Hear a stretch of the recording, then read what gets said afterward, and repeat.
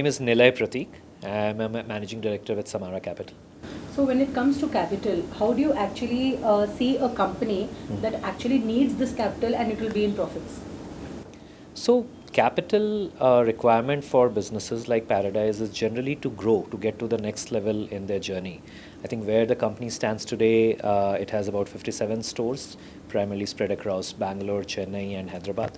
The idea is to get to close to 150 stores over the next 3 years, and that is what the capital investment is for in these businesses. Otherwise, the business on a standalone basis continues to make money and generate profits. So what is the plan for tier 1 and tier 2 cities, and how is the costing for the biryani there?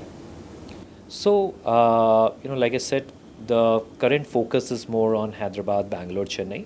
The pricing is more or less the same across these cities.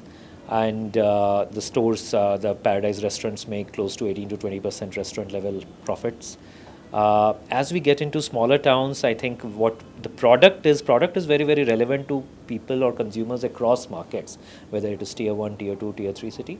I think we'll have to look at, say, some changes to pricing, some changes to the model, so that while we continue to offer the same product quality to each and every market, the consumers get to pay what they feel is really value for money, because it is very important in India to have a very strong value for money orientation, and that is something which a lot of consumer brands in India have taken it as the fundamental principle as they expand into smaller markets.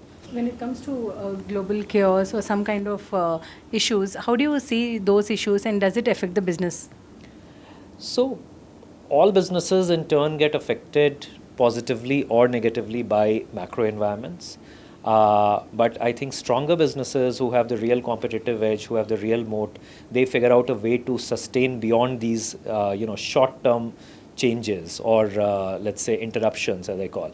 In fact, what you would realize if you look back in the history, that whenever there are any global, issues or macro issues, it generally helps the larger and more well-established brands to overcome and gain market share.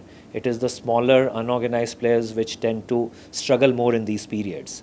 And hence, while some short-term interruptions do occur, but as a brand, as a company, I think we are fairly well positioned to take care of these issues.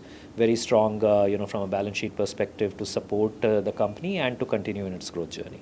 Hi, I'm Abhik Mitra, Managing Director and CEO at Paradise Food Court Limited. Yeah, so when it comes to Paradise, a very established name from years together, people come here to have biryani, to actually have some legendary kind of taste, which is like from 1953.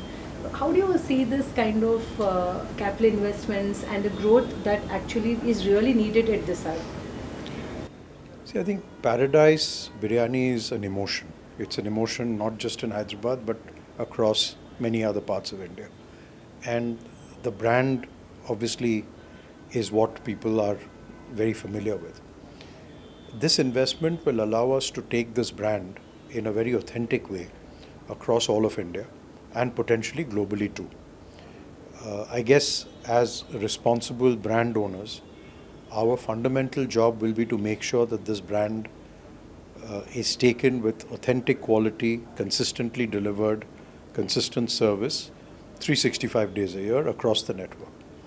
I believe that Paradise is sort of very well positioned to do that today. The quality of the processes we have, the technology, the data, the management team. Of course, the fundamental is the food, which I think is a great strength that we have, the brand and the food, and the ability to transfer that. So I think we are uniquely positioned to do this at this time, and hence this investment comes at a very appropriate time for our growth.